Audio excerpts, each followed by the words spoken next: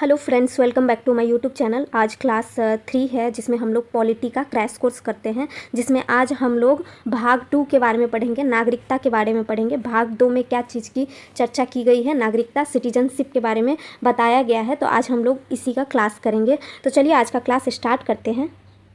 तो भाग 1 में हमारे भारत देश के राज्य और संघ के बारे में बताया गया था, और भाग 2 में नागरिकता के बारे में बताया गया है, जिसकी चर्चा हम लोग अब करेंगे। कोई भी देश अपने मूल निवासियों को कुछ विशेष अधिकार देता है, इन अधिकारों को ही नागरिकता कहा जाता है। तो कोई भी जो देश होता है वो अपने मूल निवासी जो वहाँ के होते हैं उनको कुछ विशेष अधिकार दिया जाता है, उन्हीं अधिकार को नागरिकता कहा जाता है।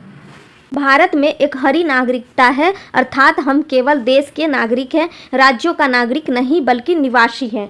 तो भारत में कौन सी नागरिकता है? एक हरी नागरिकता है। ये क्वेश्चंस पूछा भी जाता है, इसको अच्छे से ध्यान करें, याद कर ले। तो भारत में एक हरी नागरिकता है, जैसे कि हमारे देश की नागरिकता है, न कि राज्यों की। राज्यों के हम लोग निवासी हैं, लेकिन नागरिकता हम लोग भारत की नागरिकता रखे हुए हैं।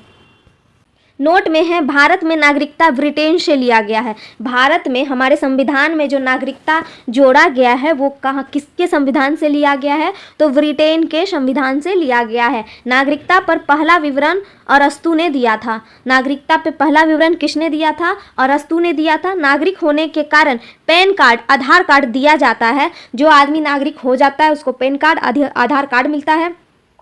गैर नागरिक को यह सुविधा उपलब्ध नहीं है। गैर नागरिक को कभी भी भारत का आधार कार्ड, पैन कार्ड नहीं मिलता है। आर्टिकल 5 है, अनुच्छेद 5 है, जो कि भाग 2 में है। प्रारंभ में दी गई नागरिकता, अर्थात जब संविधान बना हो तब उन सभी लोगों को नागरिकता दी गई थी जो उस समय भारत के अंदर थे। तो जब भी हमारा देश बना था और हमारा देश का संविधान बना था, उस समय जो लोग भी हमारे देश के अंदर थे उन सबको नागरिकता दी गई थी उसी समय, और उसके बाद उनके जो बच्चे हुए उनको तो मिलता ही है अभी। अनुच्छेद 6, पाकिस्तान से भारत में आए लोगों का नागरिकता, लेकिन ऐसे व्यक्ति का पंजीकृत होने के लिए 6 माह तक भारत में निवास आवश्यक है, किंतु यदि वह संविधान बनने के बाद आएंगे तो नागरिकता नहीं मिलेगी। तो जो पाकिस्तान के कुछ लोग थे वो भारत में आए, लोगों का नागरिकता मिला, जो कि 6 महीना तक कम से कम भारत में रहे, किंतु वैसे लोग जो संविधान बनने के बाद आए उनको नागरिकता नहीं मिलेगी। ऐसा अनुच्छेद 6 में लिखा गया है, जिसको परमिट रूल लागू 19 जुलाई 1948 में इसको लागू किया गया। क्योंकि जब हमारे देश का विभाजन हुआ था उसके बाद कुछ लोग पाकिस्तान से हमारे भारत में आ जाते थे बार बार, तो बहुत सारी दिक्कतें होती थी कि कौन सा भारत का है, कौन सा पाकिस्तान का है। तो इसलिए जो लोग संविधान बनने के बाद हमारे देश में आए उनको नागरिकता नहीं मिली, और इसीलिए देश में कानून बना गया, जो कि अनुच्छेद 6 में लिखा गया कि जो लोग संविधान बनाते समय में भारत में नहीं थे उन लोगों को नागरिकता नहीं मिलेगी। अनुच्छेद 7, स्वतंत्रता के बाद भारत से पाकिस्तान चले गए ऐसे व्यक्ति जो संविधान बनने से पहले लौट आए तो उन्हें नागरिकता दे दी जाएगी। अनुच्छेद 7, स्वतंत्रता के बाद भारत से पाकिस्तान चले गए ऐसे व्यक्ति जो संविधान बनने से पहले लौट आए तो उन्हें नागरिकता दे दी जाएगी। जो स्वतंत्रता के बाद जो भारत से पाकिस्तान चले गए, कुछ लोग भारत में रह गए, कुछ लोग पाकिस्तान चले गए। जब हमारा बंटवारा हुआ था देश का कि ये भारत और ये पाकिस्तान रहेगा, तो कुछ लोग स्वतंत्रता के बाद चले गए, लेकिन संविधान जब बन रहा था उससे पहले ही वो लोग लौट आए, गए 6 महीना बाद लौट आए और फिर वो भारत में रहने लगे, तो उन लोगों को नागरिकता दे दी जाएगी। ऐसा अनुच्छेद 6 अनुच्छेद 7 आर्टिकल 7 में लिखा गया है।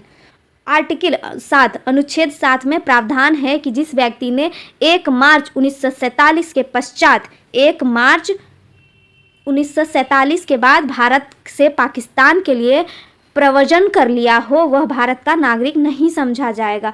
फिर आर्टिकल 7 में क्या लिखा गया है कि जो भी व्यक्ति 1 मार्च 1947 के बाद भारत से पाकिस्तान के लिए चले गए वह आदमी भारत का नागरिक नहीं समझा जाएगा अब, किंतु यदि वह अस्थायी रूप से भारत लौटने के लिए अनुमति लेकर वापस आ गया है तो उसकी नागरिकता के संबंध में वही नियम लागू होंगे, जो कि 6 महीना उसको भारत में बिताना पड़ेगा, उसके बाद उसको मिल सकता है नागरिकता। आर्टिकल 8 है, जिसमें भारत से बाहर रहने वाले भारतीय मूल के लोगों के नागरिकता के अधिकारों से संबंधित है, जैसे विदेश भ्रमण एवं नौकरी करने पर भारत की नागरिकता समाप्त नहीं होगी। तो जो भी लोग जो एनआरआई है, जो कि हमारे देश से बहुत सारे लोग फॉरेन जाकर के कमाते हैं या फिर घूमने जाते हैं, उन लोगों की नागरिकता समाप्त नहीं होगी। ये आर्टिकल 8 में लिखा गया है। अनुच्छेद 9, विदेशी नागरिकता लेने पर भारत की नागरिकता समाप्त हो जाएगी, किंतु भारत से बाहर गया कमाने के लिए, वहीं पे रह गया और वहाँ का सिटीजनशिप ले लिया, वहाँ का नागरिकता ले लिया, तो फिर हमारे देश की नागरिकता समाप्त हो जाएगी, क्योंकि वो एक बार में एक ही देश का नागरिक हो सकता है, दो देश का नागरिक नहीं हो सकता है। तो इसलिए आर्टिकल 9 में लिखा है कि अगर विदेशी नागरिकता ले लिया तो भारत की नागरिकता समाप्त हो जाएगी। आर्टिकल 10 है, जिसमें भारतीयों की नागरिकता बनी रहेगी तब तक जब तक कि वह कोई देश का विरोधी कार्य नहीं करता है। आर्टिकल 10 में क्या लिखा गया है कि भारतीय जो भी भारत के लोग हैं उनकी नागरिकता बनी रहेगी किस समय तक, जब तक वो कोई भी देशद्रोही काम नहीं करता है, कोई भी देश के विरुद्ध काम करता है, जैसे आतंकवादी या दूसरे देश के लिए काम करता है कुछ भी, तो वो खो देता है अपनी नागरिकता को। आर्टिकल 11 है, अनुच्छेद 11 में लिखा गया है, नागरिकता संबंधी कानून संसद बनाती है। नागरिकता किसको मिलनी चाहिए, किसको नहीं मिलनी चाहिए, किससे छिन जाएगी, ये सब जो कानून है ये कौन बनाती है, संसद बनाती है। यह जिम्मेदारी गृह मंत्रालय को दी गई है। तो ये काम कौन करता है, गृह मंत्रालय ही डिसाइड करता है कि किसको नागरिकता मिलेगी, किसको नहीं मिलेगी, किस आधार पर किसी की नागरिकता रद्द की जाती है। नागरिकता अधिनियम सिटीजनशिप एक्ट 1955, इस अधिनियम में नागरिकता प्राप्त करने की 5 विधियां तथा नागरिकता समाप्त करने की 3 विधियां हैं। तो जो नागरिकता अधिनियम बना, कब बना था, 1955 में नागरिकता अधिनियम बना था। उसमें क्या लिखा गया है, हमारे देश की नागरिकता को समाप्त कैसे किया जाएगा, उसके 3 नियम है, 3 विधि है, और हमारे जो देश के हैं उसको नागरिकता कैसे मिल सकता है, इसके 5 विधि का जिक्र किया गया। चलिए उसके बारे में पढ़ते हैं। अब भारत में नागरिकता प्राप्त करने की 5 विधियां हैं। कौन कौन सी विधियां हैं, जन्म के आधार पर, वंश के आधार पर, अर्जित भूमि के आधार पर, पंजीकरण के आधार पर, रजिस्ट्रेशन के आधार पर और देशीकरण के आधार पर। जन्म के आधार पर पहला विधि, संविधान लागू होने के बाद भारत में जन्म लेने वाले सभी बच्चों को नागरिकता दी जाएगी यदि उनके माता पिता भारत के नागरिक हैं। अगर किसी भी बच्चा का माता पिता भारत का नागरिक है तो उनको भारत का नागरिकता प्राप्त होगा और वो भारत के नागरिक कहलाएंगे। हमारे देश में जब संविधान बना था उसके बाद जितने भी लोग हैं उनके बच्चे हुए, उन सब को भारत की नागरिकता प्राप्त है, जो लोग अभी भी भारत में हैं और भारत का नागरिकता प्राप्त करके रखे हुए हैं। एग्जाम्पल में हम सभी को इसी विधि से नागरिकता प्राप्त हुई। हम सबको किस विधि से मिली है, इसी विधि से, क्योंकि हमारे पूर्वज जब भारत में संविधान लागू हुआ था, नागरिकता बना था, उस समय हम लोगों के पूर्वज भारत के निवासी थे, उन लोगों को नागरिकता मिला, इसलिए हम लोगों को भी अब नागरिकता मिला है। वंश के आधार पर विदेश में जन्म लेने वाले बच्चों को भी नागरिकता दी जाएगी। जो बच्चे जैसे यहाँ से कुछ लोग कमाने गए बाहर और वहाँ पे वो जन्म लिए, तो उनके माता पिता अगर बाहर में है उस समय, तो भी उनके बच्चे को यहाँ की नागरिकता मिलेगी यदि उनके माता पिता या दोनों में से कोई एक भी भारत का नागरिक है। किसी की माता अगर भारत की है और वो कोई किसी विदेशी से शादी कर लेती है तो भी उसको भारत का नागरिकता प्राप्त हो सकता है, लेकिन शर्त यह है कि उसको दूसरे देश का फिर नागरिकता प्राप्त न हो। कोई आदमी जाता है विदेश कमाने के लिए और वहाँ पे किसी लड़की से विदेशी से शादी कर लेता है और उसके जो बच्चे होते हैं उसको भारत का नागरिकता मिल सकता है। और अगर कोई लड़की लेकर के आता है बाहर से और विदेशी लड़की से शादी करता है तो उसको भारत का नागरिकता मिलता है। एग्जाम्पल है शिखर धवन का जो बच्चा है, सानिया मिर्ज़ा का बच्चा जो है, सानिया मिर्ज़ा का बच्चा वो भारत का नागरिक है, क्योंकि सानिया मिर्ज़ा पाकिस्तान के आदमी से शादी की लेकिन उसकी माता भारत की है, इसलिए उसके बच्चे को भारत का नागरिकता मिला है और शिखर धवन उसके बच्चे को भी मिला है भारत का नागरिकता।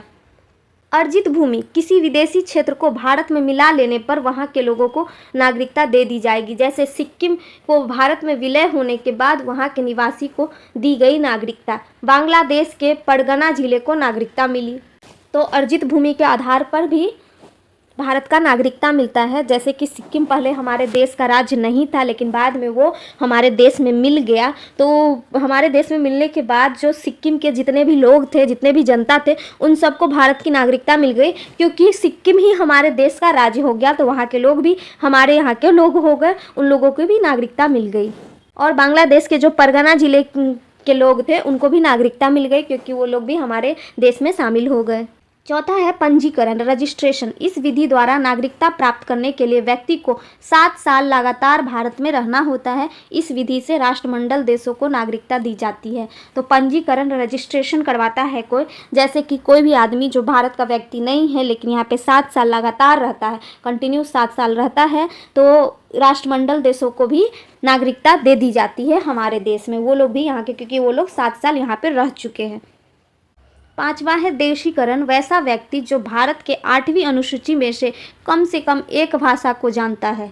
जो हमारी 8वीं अनुसूची में लिखा गया है, हमारे राज्य को जो जोड़ा गया है, हमारे देश में जो भाषाएं हैं, उसमें से कोई भी एक भाषा को जो जानता है, भारत के प्रति सकारात्मक सोच रखता है, वैज्ञानिक या कला में निपुण है, कोई अच्छा उसको विधि है, कोई अच्छा उसमें गुण है, साथ ही लगातार भारत में 12 साल रहा हो, आवेदन की तारीख से 12 महीने पहले और कुल मिलाकर 11 साल, मतलब आवेदन जो दिया था उससे 12 महीना पहले और 11 साल, मतलब 12 साल कंटिन्यू रह गया। उसके बाद रजिस्ट्रेशन के लिए अप्लाई किया, उसके बाद नागरिकता के लिए अप्लाई किया, तब उसे देशीकरण विधि से नागरिकता दी जाती है। तब उसे देशीकरण विधि से नागरिकता दी जाती है। जैसे कि इसका एग्जाम्पल है, मदर टेरेसा को भारत का नागरिकता दिया गया था। तो मदर टेरेसा को भारत का नागरिकता दिया गया था।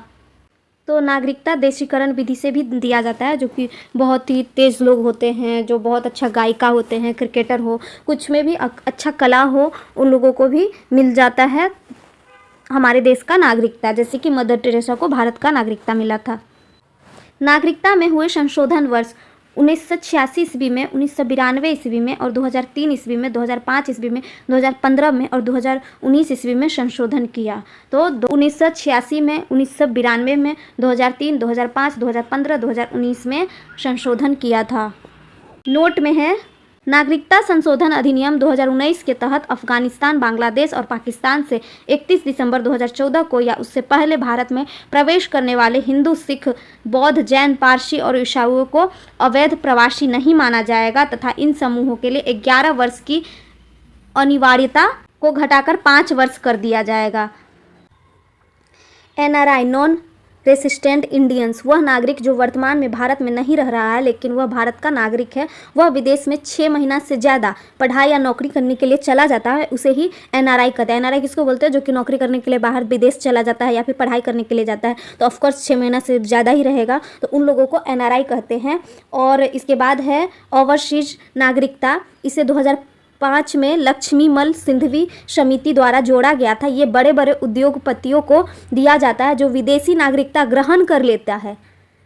इस नागरिकता को प्राप्त करने वाला व्यक्ति बिना वीज़ा के भारत आ सकता है, उसका वीज़ा आजीवन मान्य होता है। तो वैसे उद्योगपति जो बहुत ज़्यादा पैसे रहते हैं, जो इन्वेस्टमेंट करते हैं हमारे इंडिया में, भारत में, जो पहले भारत का नागरिक था लेकिन अब दूसरे देश का नागरिकता ले लेता है, विदेशी नागरिकता ग्रहण कर लेता है, तो भी उसको वीज़ा माफ़ होता है ताकि वो हमारे भारत का फ़ायदा करा सके। क्योंकि अगर कोई कंपनी अगर भारत में वो खोलती है तो उसमें बहुत सारे मजदूर रखेंगे, बहुत सारा इन्वेस्टमेंट होगा और बहुत प्रोडक्ट निकलेंगे और उसका जितना भी कमाई होगा सारे हमारे भारत को मिलेगा। तो इसलिए उनको ये वीज़ा का आजीवन मान्य रखा जाता है और ये ओवरसीज नागरिकता उनको दी जाती है। नोट में है, NRI को भारत में मताधिकार, संवैधानिक पद, भारत में शिक्षा, भारतीय मुद्रा में खाता खोलने की सुविधा प्राप्त है, जबकि विदेशी नागरिक जो होते हैं, ओवरसीज सिटीजनशिप जो लिए रहते हैं, जो उद्योगपति लिए रहते हैं, उनको केवल भारत में शिक्षा और भारतीय मुद्रा में खाता खोलने का सुविधा प्राप्त है, न कि मताधिकार, संवैधानिक पद प्राप्त कर सकता है। तो वैसे लोग भारत में कोई भी चुनाव में तो भाग नहीं ले सकते हैं, न ही वो वोट देने का उनको अधिकार होता है, तो उनको मताधिकार का अधिकार नहीं होता है। 9 जनवरी 1915 को महात्मा गांधी के दक्षिण अफ्रीका की यात्रा से भारत लौटकर आने के उपलक्ष्य में इस तिथि को प्रवासी भारतीय दिवस मनाया जाता है। तो 9 जनवरी 1915 को प्रवासी दिवस मनाया जाता है, प्रवासी भारतीय दिवस मनाया जाता है, क्योंकि उस दिन महात्मा गांधी जी दक्षिण भारत की यात्रा से लौट करके भारत आए थे। तो इसी के लिए उस दिन को यादगार के तौर पे मनाया जाता है, जो कि 9 जनवरी 1915 को आए थे और भारतीय प्रवासी दिवस के रूप में इसे मनाया जाता है। 9 जनवरी को प्रवासी भारतीय दिवस मनाने की सिफारिश डॉक्टर LM सिंघवी की अध्यक्षता में की गई थी। नागरिकता समाप्त होने की 3 शर्तें। तो जो नागरिकता प्राप्त करने की शर्तें थी अब हम लोग पढ़ लिए। अब हम लोग ये पढ़ते हैं कि नागरिकता समाप्त क्यों होता है, कौन सी शर्त के हिसाब से किसी की नागरिकता समाप्त हो सकती है। तो एक है बर्खास्तगी। यदि कोई व्यक्ति विदेशी नागरिकता ग्रहण कर लेता है तो उसकी भारत की नागरिकता समाप्त हो जाती है। तो कोई व्यक्ति पहले यहाँ का नागरिक होता है और विदेश जाता है, वहीं पे शादी कर लिया या फिर किसी भी रीजन से वहाँ ज़्यादा दिन रह करके वहाँ प्रॉपर्टी ले करके वहाँ का नागरिकता प्राप्त कर लेता है, तो उसकी यहाँ की नागरिकता बर्खास्त की जाती है, बर्खास्तगी के अनुसार होता है। ऐच्छिक त्याग। यदि व्यक्ति भारत की नागरिकता अपने इच्छा अनुसार छोड़ देता है तो उसकी नागरिकता समाप्त हो जाती है। अगर कोई व्यक्ति चाहता है कि मैं अब भारत का नागरिक ना रहूं तो वो छोड़ सकता है, उसकी अपनी इच्छा है, तो उसकी नागरिकता समाप्त हो जाती है। तीसरा है वंचित विधि। सरकार उस व्यक्ति की नागरिकता रद्द कर देगी जो व्यक्ति संविधान में आस्था न रखे, मतलब संविधान का पालन न करे, उसकी नागरिकता समाप्त कर दी जाती है। देश विरोधी कार्य करे, देशद्रोही काम करे, पागल जो हो जाए, धोखे से नागरिकता ग्रहण कर ले या बिना बताए लगातार 7 वर्ष तक विदेश में रहे। कोई व्यक्ति लगातार 7 वर्ष तक विदेश में रह रहा है, यहाँ भारत आया ही नहीं और नागरिकता ले करके रखा है, तो पता चलता है सरकार को, तो उसकी नागरिकता समाप्त कर दी जाती है, रद्द कर दी जाती है। कोई पागल हो गया, धोखे से नागरिकता ले लेता है, तो उनकी नागरिकता रद्द कर दी जाती है। और यहाँ के संविधान का पालन नहीं करता, आस्था नहीं दिखाता और देश विरोधी कार्य करे, देशद्रोही कार्य करे, उसकी नागरिकता समाप्त हो जाती है। तो चलिए ये चैप्टर कंप्लीट होता है, जिसमें हम लोग भाग 2 के बारे में हम लोग पढ़ लिए। तो अगले क्लास में हम लोग भाग 3 के बारे में पढ़ेंगे। अभी हम लोगों ने नागरिकता के बारे में पढ़ लिया, भारत के संघ के बारे में पढ़ दिया, संघ क्षेत्र, राज्य क्षेत्र के बारे में पढ़ लिया और भाग 2 में नागरिकता के बारे में पढ़ लिया है। तो भाग 3 क्या है? मूल अधिकार है, जिसके बारे में हम लोग अगले क्लास में पढ़ने वाले हैं। तो वीडियो अगर अच्छा लगा हो तो वीडियो को लाइक करें, चैनल को सब्सक्राइब करें और बेल आइकन दबाना ना भूलें। मिलते हैं अगले वीडियो में, तब तक के लिए थैंक यू।